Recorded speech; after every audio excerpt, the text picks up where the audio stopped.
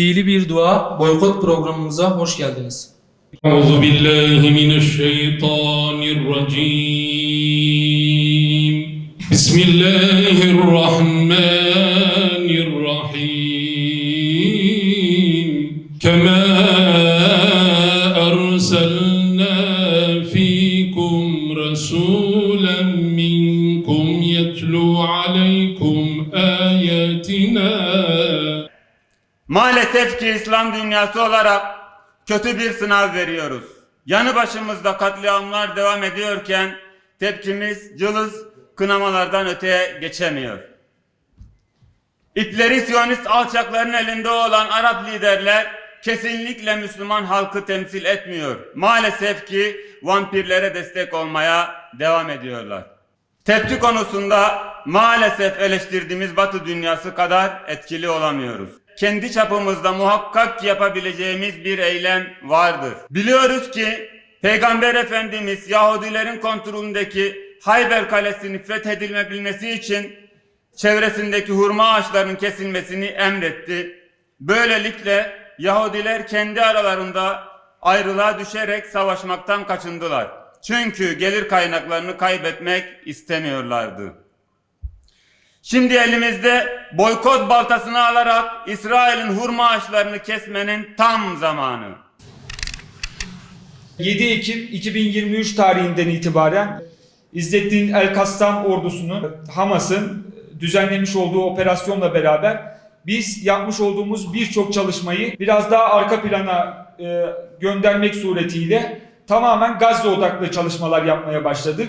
7 Ekim tarihinden sonra Instagram isimli sosyal medya platformunda bir sayfa oluşturduk. İsmi Boykot Dedektifi isminde bir sosyal medya sayfası.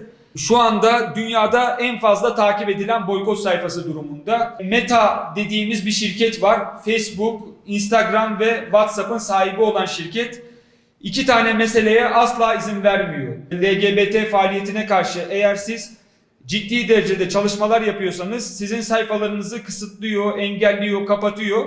İkinci olarak da İsrail'in aleyhinde yani Filistin'in lehine olan paylaşımlar yapıyorsanız ve ciddi derecede kitlelere ulaşıyorsanız eğer sizin sayfanızı kısıtlıyor, engelliyor, kapatıyor. Boykot Dedektifi isminde sayfamızın son harfini yazana kadar kurulduğumuz günden beri son harfi, i harfini yazana kadar sayfayı arama butonunda çıkarmıyor. Bizim zulmedenlere karşı bir tavır almamız gerektiğinden Allah-u Teala sıkça Kur'an-ı Azimüşşan'da bahsediyor. Boykotların hiçbir etkisi yoksa bile bizim taraf olmamız gerekiyor. Fakat bakıldığı zaman boykotların etkisi var mı yok mu? Boykotların ciddi derecede etkisi olduğunu ben şahsen söyleyebilirim. Boykotların illerdeki oranı 10'da 6'lara 7'lere çıkmış durumda. Yani %50'lik dilimi aşmış durumdayız. En başta en çok boykotu uygulayan illerin başında Konya ve Kayseri illerimiz geliyor. Siz Allah'ın dinine yardım ederseniz Allah da size yardım eder. Boykotlar etkili gözüküyor. Bunlardan bir tanesi de Coca-Cola'ya karşı muadil dediğimiz kola firmalarının büyümesi gerçekleşti. Çalışma hiçbir medya kuruluşunda yer almadı bugüne kadar. Yani sadece bir tane medya kuruluşu haber yaptı bizi. O da kötüleme maksadıyla haber yaptı. Fatih Portakal isminde bir haberci.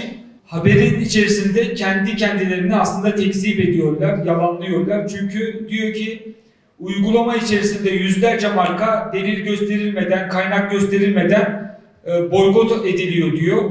Ama haberin devamında kategorilere kadar gösteriyor. Yani kategorilerimizi gösterdikten sonra diyor ki bu markalar İsrail ve ABD ile bağlantılı olduğu için boykot ediliyor diyor. Aslında biz zaten tam manasıyla İsrail ile ve ABD ile bağlantılı olduğu için boykot ediyoruz. Hatırlıyorsanız belediyelerin boykota dahil edilme sürecinde de Twitter'da aktif bir çalışmanız oldu. İşte her Eklem Belediye'yi sürekli listeleri güncelleyerek derecede reklam veren firmalar. Bu sebepten dolayı hani dernekler üzerinden bir bağış kampanyası başlatılsa, biz de bu büyük ulusal medyaya ulaşsak, biz de onlara tam tersi bir reklam olayına girer. Hayatlarını savaşın, işgalin gölgesinde sürdüren açlıkla mücadele eden kardeşlerimize sen yardım et Allah'ım. Ya Rabbi dinine, Kur'an'a, müminlere yardım et Allah'ım.